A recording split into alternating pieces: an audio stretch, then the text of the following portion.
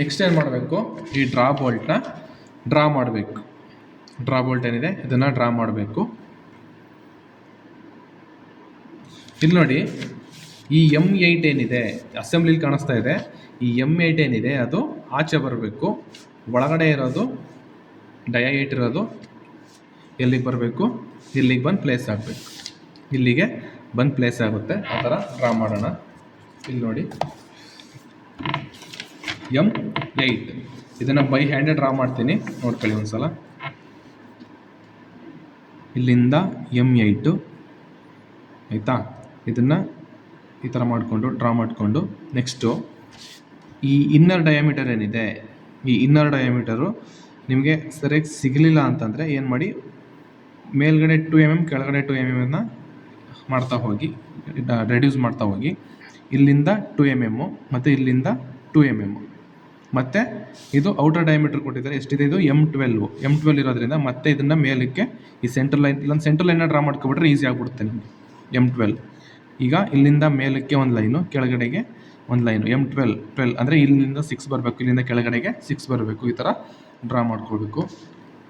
ಹೇಳಮ್ಮ ಒಂದು ನಿಮಿಷ.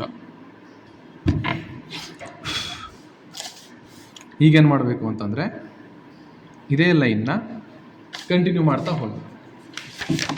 ಎಲ್ಲಿವರೆಗೆ, ಇಲ್ಲಿ ನೋಡಿ ಎಲ್ಲಿವರೆಗಿದೆ ಅಲ್ಲಿವರೆಗೆ ಈ ಲೈನ್ನ ಡ್ರಾ ಮಾಡ್ತಾ ಹೋಗಿ. ಟೋಟಲ್ ಲೆಂತ್ ಎಷ್ಟಿದೆ ಇದು, ಮತ್ತೆ ಇಲ್ಲಿ ಅಪ್ಪರ್ ಡಯಾಮೀಟರ್ ಕೊಟ್ಟಿದ್ದಾರೆ. ಈ ಡಯಾಮೀಟರ್ ಏನಿದೆ ಇದು ಡಯಾ 8.8 ಇರುತ್ತೆ ಆಯಿತಾ. ಇಲ್ಲಿಂದ ಇಲ್ಲಿಗೆ 8.8 29 mm ಮತ್ತು ಇದರ ಔಟರ್ ಡಯಾಮೀಟರ್ ಎಷ್ಟಿದೆ 12 ಇದೆ ಆಯಿತಾ. ಹಿಂಗೆ ಏನು ಮಾಡ್ತಾ ಹೋಗಿ ಲೈನ್ನ ಈ ಥರ ಡ್ರಾ ಮಾಡ್ತಾ ಹೋಗಬೇಕು. ಈ ಥರ ಡ್ರಾ ಮಾಡಿಬಿಟ್ಟು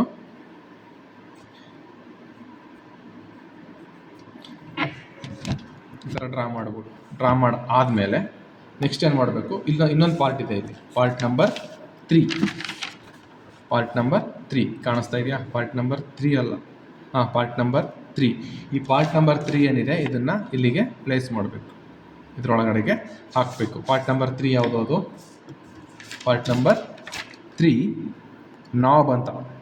ಪಾರ್ಟ್ ನಂಬರ್ 3 ನಾಬ್. ಈ ನಾಬ್ನ ಎಲ್ಲಿಗೆ ಹಾಕಬೇಕು, ಇಲ್ಲಿಗೆ ಪ್ಲೇಸ್ ಮಾಡಬೇಕು. ಆ ಪಾರ್ಟ್ನ ಇಲ್ಲಿ ಕೊಟ್ಟಿದ್ದಾರೆ. ಇಲ್ಲಿ ನೋಡಿ, ಇಲ್ಲಿ M8 ಇದೆ, ಇದು ಅಷ್ಟೇ, ಇದು M8. ಈ M8 ಏನಾಗುತ್ತೆ, ಇಲ್ಲೋಗಿ ಒಳಗಡೆಗೆ ಕೂತ್ಕೊಳ್ಳುತ್ತೆ. ಇಲ್ಲಿ ಅರ್ಥ ಆಯ್ತಾ. M8 ಇದ್ರೊಳಗಡೆ ಹೋಗಿ ಕೂತ್ಕೊಳ್ಳುತ್ತೆ. ಸೇಮ್ ಅದನ್ನು ಡ್ರಾ ಮಾಡ್ಕೊಳ್ಳಿ. ತುಂಬ ಈಸಿ ಇದೆ ಕಂಡ್ರೆ, ನಾನು ಒಂದ್ಸಲ ಮಾಡಬೇಕಂತ ಏನಿಲ್ಲ, ಬಟ್ ನಿಮಗೆ ಒಂದು ಐಡಿಯಾ ಬರಲಿ ಅಂತ ಮಾಡ್ತಾಯಿದ್ದೀನಿ ಅಷ್ಟೇ ಆಯಿತಾ. ನೀವೇ ಒಂದ್ಸಲ ಪ್ರಾಕ್ಟೀಸ್ ಮಾಡಿ ಬರುತ್ತೆ ಇದು. ಈ ಥರ ಲೈನ್ನ ಡ್ರಾ ಮಾಡ್ಕೊಂಡು ಹೋಗಿ, ಅದು ಯಾವ ಥರ ಇದೆ ಆ ಥರ ಡ್ರಾ ಮಾಡ್ತಾ ಹೋಗಿ ಅಷ್ಟೇ.